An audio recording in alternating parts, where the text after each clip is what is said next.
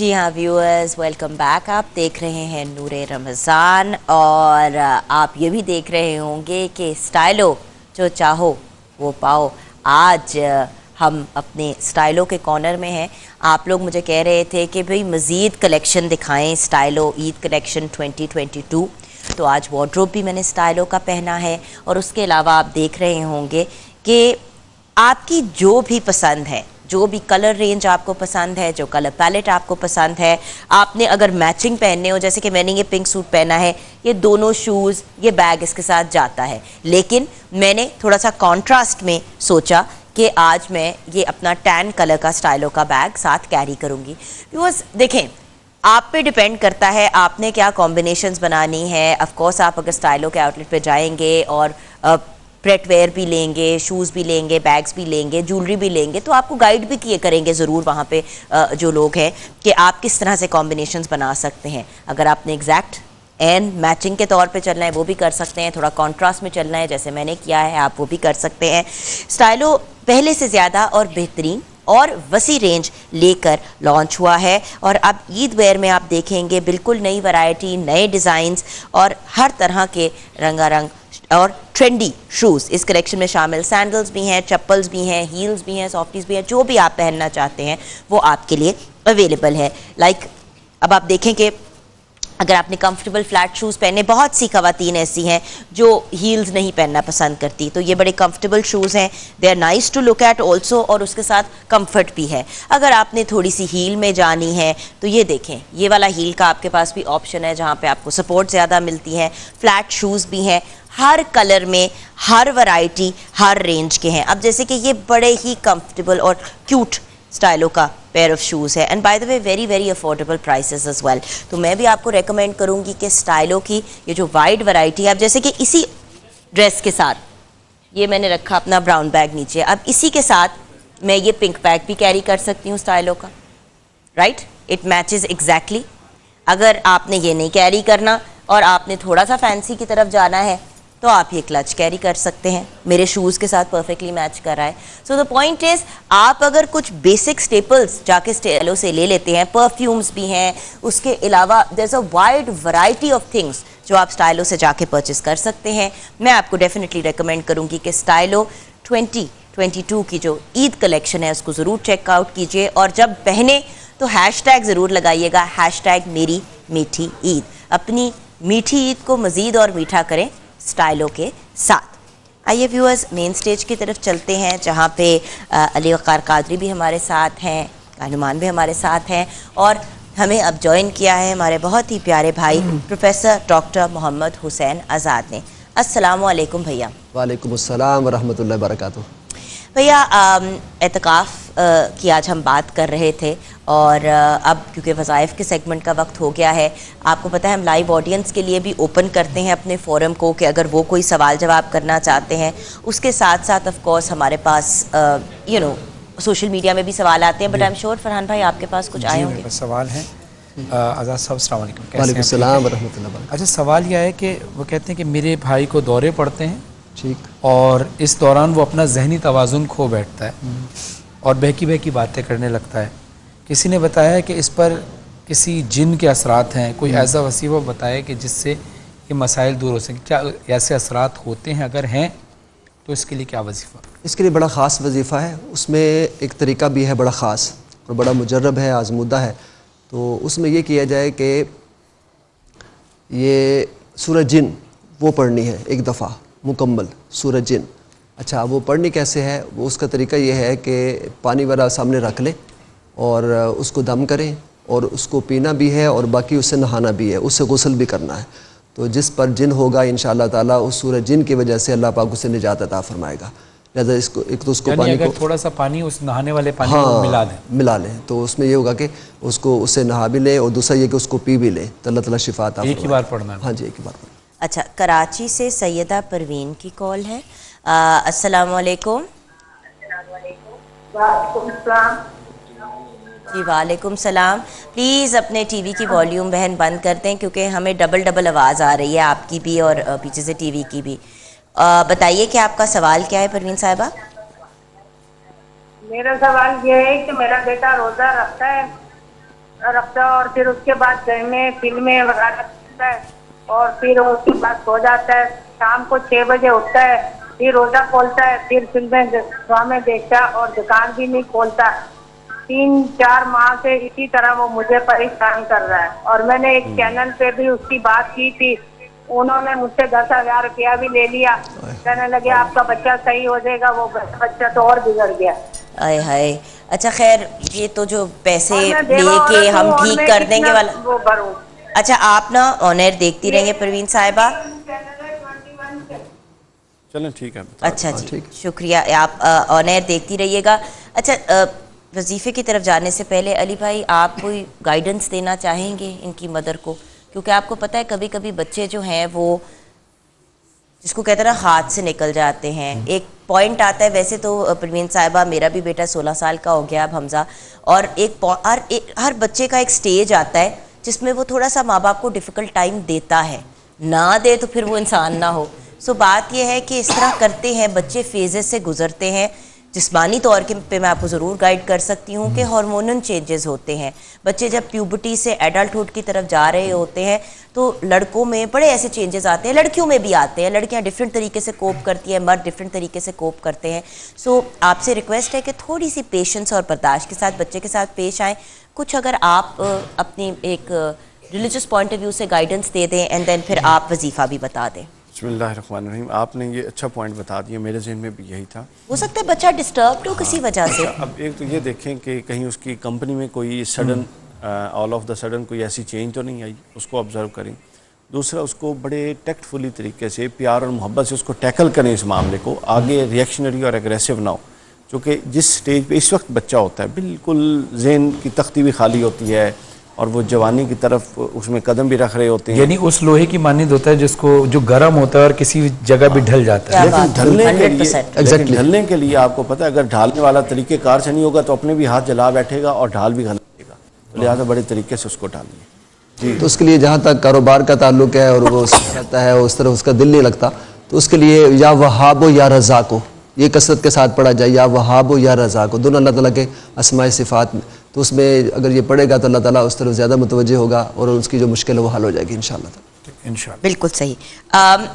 आपके इजाज़त से हमारे साथ एक अच्छा भैया, आपने 2-3 दफ़ा ये वजीफ़ा पहले भी बताया है कि बच्चा नहीं हो रहा, लेकिन एक प्रॉब्लम ऐसी होती है कि प्रेगनेंसी हो जाती है लेकिन वो टिकती नहीं है और बार बार मिसकैरेज, और ये बड़ा कॉमन प्रॉब्लम है। और ये सोशल मीडिया पे आया है और स्पेशली उन्होंने ये कहा है कि भाई का बहुत शुक्रिया कि वो बार बार बता रहे हैं कि जिनका बच्चा नहीं होता वो क्या करे, लेकिन हमारी प्रेगनेंसी हो जाती है लेकिन मिसकैरेज हो जाती है। मैं खुद इस मरहले से गुजरी हूँ भैया, बंदा बड़ा डिस्टर्ब हो जाता है और अपने आप में खोट नजर आना शुरू हो जाता है, अपने आप से नफरत होनी शुरू हो जाती है कि मेरे में कोई प्रॉब्लम है जो ये हो रहा है। फिर आपको पता है अल्लाह का शुक्र है मेरे इन लॉज तो बहुत अच्छे हैं, लेकिन वो जिस बच्ची ने लिखा है उसने कहा ससुराल वाले हर तरह की बातें बनाते हैं। बिल्कुल ठीक। तो इसके लिए 2 चीज़ें हैं, एक तो सूरतुल फातिहा पढ़ना है और दूसरा सूरह इखलास। ये दोनों जो चीज़ें हैं ना, ये तीर बहदफ है। सूरह इखलास को पढ़ लें 7 दफ़ा और 7 दफ़ा ही सूरतुल फातिहा अव्वल आखिर दुरूद पाक पढ़ कर, तो उसको कोई चीज़ दम करके पानी वाला, दूध वाला, चाय वाला, वो उसको मुसलसल पिलाई जाए और ये अमल 40 दिन तक करना है। इंशाअल्लाह अल्लाह पाक ने चाहा तो 40 के अंदर अंदर जरूर फाका हो जाए। इस्तेमाल होता है, ये खास किस्म की बीमारी है, उसके चेकअप ट्रीटमेंट भी ज़रूरी है। बाय द वे, जिन लोगों को PCOS का इशू होता है, पॉलीसिस्टिक ओवेरियन सिंड्रोम का, उसमें भी अनफॉर्चुनेटली मिसकैरेजेस का इशू होता है। एंडोमेट्रियो क्या होती है, नाम हमेशा भूल जाती हूँ, उसमें भी ये एक इशू होता है। प्लीज़ अपने गायनेकोलॉजिस्ट से अपना प्रॉपर चेकअप करवाएं, क्योंकि अगर बार बार मिसकैरेज हो रही है, हो सकता है कि एंडोमेट्रियम की जो लाइनिंग होती है वो सही ना डेवलप हो रही हो। मैं तो खैर इससे क्योंकि गुजरी हूँ, मैंने एक तरह से इस पर PhD कर लिया कि मसला क्या है। सो रिक्वेस्ट है कि बेटा प्रॉपर अपना चेकअप करवाएं डॉक्टर से। दवा और दुआ दोनों अपनी जगह बहुत इंपॉर्टेंट है। इब्रार हुसैन की कॉल है, फिर मैं चाहूँगी कि कॉल्स के साथ साथ हम अगर अपने लाइव ऑडियंस की भी प्लीज़ सवालात ले लें तो बड़ी अच्छी बात होगी। इब्रार साहब की कॉल लेते हैं। अस्सलाम वालेकुम। अस्सलाम वालेकुम। वालेकुम सलाम जी। इब्रार भाई बताइए आपका क्या सवाल है? जी मैम, मैं सबसे पहले आपको और फरहान भाई को सलाम पेश करना चाहता हूँ। वालेकुम सलाम। और मेरा सवाल ये है कि मैम हम जब भी कोई कारोबार शुरू करते हैं तो हमें इसमें नुकसान पहुंचता है। मेरा छोटा भाई है, हम उसके लिए हमने उसे गाड़ी लेकर दी है, लेकिन उसका कारोबार नहीं चलता, उसका दिल ही नहीं करता काम करने का। मैं कारोबार के लिए तो उसके लिए बेटा ऑन एयर देखना और लिख लो। 2 चीज़ें करनी है आपने बेटे। एक तो बात यह है कि आपने जो आयतुल कुर्सी है उसका विर्द करना है। एक होता है वजीफ़ा, एक विर्द का मुराद ये कि ज़्यादा दफ़ा उसको आपने पढ़ना है, मुसलसल आपने पढ़ना है। एक काम तो ये कर लें, और दूसरा जो काम इसके लिए जो ख़ास बात है वो अल-कासिब हबीबुल्लाह, इट इज़ ऑल्सो हदीस ऑफ रसूल। तो अल-कासिब हबीबुल्लाह, तो इंशाल्लाह तो कारोबार में बरकत भी होगी और इसमें नुकसान भी नहीं होगा। और वैसे भी जो जिसके हलाल कमाने वाला अल्लाह ताला का दोस्त है, तो अल-कासिब हबीबुल्लाह का जो ये विर्द कर लें। और साथ मैंने आपको जो आयतुल कुर्सी बताई है वो इसकी हिफाजत के लिए है। अगर किसी ने कोई किया भी होगा कोई अमल या अमलियात वगैरह, तो उसका भी इजाला हो जाएगा और वो इंशाल्लाह ताला उससे निजात हासिल हो जाएगी। आज से जादू टूना, शयातीन का अमल, अगर किसी ने बंदिश की होगी उसका भी इजाला हो जाएगा, इसमें बरकत भी होगी इंशाल्लाह। और इसमें नमाज की पाबंदी भी लाजमी करें, क्योंकि जब आप फजर की नमाज पढ़ते हैं वो कज़ा ना हो। जब आप फजर की नमाज पढ़कर घर से निकलते हैं तो वो ऐन वक्त होता है जिस वक्त रिस्क बढ़ रहा होता है। तो अगर वो सिर्फ नमाज की पाबंदी ही कर लें तो नमाज के दौरान ही उनको अल्लाह वो ताकत देगा कि वो रिस्क हलाल कमाने के लिए निकल जाएंगे। बिल्कुल सही कहा। लाइव ऑडियंस की तरफ चलते हैं। बिल्कुल भैया। लाइव ऑडियंस में से कोई सवाल करना चाहे, कोई आपको परेशानी हो? जी जी जी भैया। वालेकुम अस्सलाम। करना था कि बच्चे मतलब बहुत ज़्यादा ज़िद्दी हो रहे हैं आजकल, तो उन्हें किस तरह फरमाबरदार बनाया जाए। कोशिश बहुत की जाती है, पेरेंट्स जो हैं वो मॉडल भी बन रहे हैं उनके लिए हर तरह से, लेकिन बच्चे उस ट्रैक पे नहीं चल रहे जिस पे लाना चाह रहे हैं। इस्लाम की तरफ भी नहीं आ रहे और तालीम से भी भाग रहे हैं और नाफरमानी भी उनमें बहुत ज़्यादा आ रही है आजकल। बिल्कुल ठीक है। बच्चे उसमें तो बच्चे ही हैं। बच्चे तो बच्चे कितने बड़े हैं बच्चे? सही बात। क्या एज है? बेटा है 11 इयर्स का है। वही वाली बात ना, अब टीनेज में आ गए हैं। ये जो टाइम होता है ना ज़रा टफ होता है। मैं खुद गुजरी हुई हूँ। हमजा माशाल्लाह अब 16 साल के हो गए हैं। मैं कहती हूँ कि इतना फरमाबरदार और इतना वो सीधा बच्चा, अभी भी माशाल्लाह he is a lovely lovely young man. लेकिन बात यह है कि चेंजेस आना, आंखें निकाल के देखना, एक सर्टन तरीके से बात करना। मौला अली अलैहिस्सलाम फरमाते हैं कि उम्र के 3 हिस्सों में बच्चों को पहले 7 साल जो है वो बादशाह बना कर रखे, उसके अगले 7 साल गुलाम बना कर रखे, उन पे निगाह रखे, सोने का निवाला खिलाए और शेर की निगाह रखे। बिल्कुल। उसके बाद जब वो बड़ा हो जाए तो उसको अपना मुशीर बना ले। बेशक। आज़ाद साहब, तो इसके लिए आपने 7 दफ़ा सूरतुल फातिहा पढ़नी है और 21 मरतबा आखिरी जो 2 सूरतें मुअव्वज़तैन वो अपने उनको दम भी करना है, पानी वगैरह या चाहे दूध वगैरह वो भी पिलाएं उस बच्चे को। तो इंशाअल्लाह अल्लाह पाक ने चाहा तो ये आपने 21 दिन अमल करना है, ज़रूर अल्लाह ताला शिफा अता फरमाए। लेकिन ये कोशिश नहीं करनी कि एक दिन में ये सब ठीक होगा। It will take time. ये इंसान है, वो भी इसकी अपनी तबीयत है, मिजाज है, थोड़ा टाइम लगेगा। आपके आपके बेटे से दोस्ती है? असल वाली दोस्ती है या मामा वाली दोस्ती? एक बात बताऊं, कभी कभी बच्चों से पूछना पड़ जाता है कि बेटा क्या हो रहा है। कभी कभी बच्चों को, जिस तरह हम बड़े हैं हमें घबराहट होती है, हम कोई दवाई खा लेते हैं या हम अपने आप को बिजी कर लेते हैं। बच्चों को ना इस एज पे ना अपने सिर की समझ आ रही होती है, ना अपनी बॉडी की समझ आ रही होती है, हार्मोन्स ऊपर से छलांगे मार रहे होते हैं अंदर। ये मेडिकल चीज़ है, राइट? सो मेरी सिर्फ आपसे ये रिक्वेस्ट है कि स्पेशली बेटा जो कहते हैं ना, हमेशा बेटा माँ का होता है, बेटियाँ जो होती हैं वो बाप की होती हैं। तो थोड़ा सा उसके साथ कम्युनिकेशन रखें और पूछें कि जानी क्या बात है, कोई परेशानी है, स्कूल में कोई इशू हो रहा है। कभी कभी फ्रेंड्स छेड़ रहे होते हैं और उसकी वजह से उसका गुस्सा जो है वो माँ बाप पे मलबा निकल रहा होता है। थोड़ा सा कम्युनिकेट करके देखें ओपन माइंड के साथ। और फिर इस एज में उसको दोस्त बनाने की ज़रूरत इसलिए भी होती है कि जब बच्चा इस एज में जाता है तो अच्छे बुरे की तमीज़ उसको उस वक्त नहीं हो रही होती और उसको किसी दूसरी तरफ जाके अट्रैक्शन ज़्यादा लगती है। तो उस वक्त अगर आप उसको अपना ऐसा दोस्त बना लें जिससे वो आपसे घबराए ना, तो अपनी सारी बातें जो वो बाहर शेयर करता है वो आपसे शेयर कर ले। तो अगर कहीं वो गलत रास्ते पे जाएगा तो आप उसको रोक सकती हैं। बिल्कुल। लेकिन अगर आप बिल्कुल सख्ती करेंगी तो शायद वो आपसे छुप कर किसी गलत रास्ते पर अल्लाह ना करे निकल। फरहान भाई पर्सनल एक्सपीरियंस से बता रहे हैं, खुद भी तो यंग मैन है ना। अच्छा, शिराज की कॉल है, कॉल ले लेते हैं। अस्सलाम वालेकुम। जी वालेकुम अस्सलाम। फरहान भाई। वालेकुम अस्सलाम जी, कैसे हैं आप? ठीक ठाक हैं जी। मेरा एक क्वेश्चन है, मैं ना 2 माह पहले मैंने किडनी ट्रांसप्लांट करवाया, मेरी मदर ने मुझे किडनी डोनेट की है। अच्छा। तो अभी 2 माह से मेरे जेहन में वसवसे आ रहे हैं, उल्टी सीधे पता नहीं कितनी देर चलेगा, कितनी देर नहीं चलेगा, तो इसलिए इसके लिए काहे को बता दें। जी देखिए, सबसे पहले तो अल्लाह की ज़ात से मायूस ना हो। बिल्कुल। अल्लाह आपको सेहत देगा। मायूसी सबसे बड़ा कुफ्र है। अल्लाह से बस दुआ करते हैं अल्लाह को सेहत याबी अता फरमाए। वजीफे के लिए आपको मोहम्मद हुसैन आज़ाद साहब, इसके लिए ना सूरत आखिरी जो कुरान पाक की है मुअव्वज़तैन भी पढ़ लें, लेकिन जो आखिरी सूरत है जिसमें कुल औज़ु बिल फलक के बाद कुल औज़ु बिल नास है, मालिकिन नास इलाहिन नास मिन शर्रिल वसवासिल खन्नास, ये 7 दफ़ा पढ़ना है, मिन शर्रिल वसवासिल खन्नास। और 21 दिन तक ये पढ़ना है, अमल करना है। इंशाअल्लाह अल्लाह पाक ने चाहा तो 21 दिन के अंदर अंदर ये वसवसे भी ख़त्म हो जाएंगे। और ख़ास बात जो फरहान भाई ने बताई है, तो आपने इस पर लाजमी अमल करना है। तो जब ये कंटिन्यूसली जब आप एक प्रोसेस करते हैं, जैसे नमाज है उसकी अल्लाह ताला फरमाया अकीमुस्सलाह, नमाज कायम करो, तो कायम करने का इसलिए हुक्म दिया है कि उसको ज़िंदगी का हिस्सा बना लो। जैसे खाए पिए बगैर ज़िंदा नहीं रहते, इस तरह उसके बगैर भी ज़िंदा ना रहो। तो ये जो तसलसल होता है ना, ये भी फिर इंसान को इस तरह माइल करता है कि इंसान वसवसे से दूर हो जाता है। इसकी परेशानी लेने की ज़रूरत नहीं है, कितनी चलेगी, जितनी चलनी है। ये ना भी होती तो जितनी चलनी है उतनी बेशक मुकद्दर है। एग्जैक्टली। बेटा है 7 साल का। अच्छा। पहले 2 बेटियां, उसके बाद हुआ बड़ी मनतो मुरादों से 10 साल के बाद।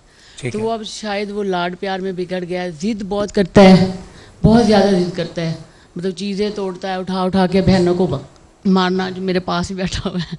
अच्छा, यहीं बैठा है हाँ जी, वो तो यहीं पे दम करा दें उसको।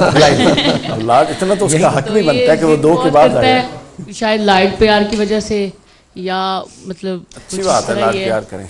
अभी भी वो चूड़ियाँ काट रहे हैं कि मेरे बारे में क्यों सवाल किया, क्यों पूछा है। इधर आओ खाला पास।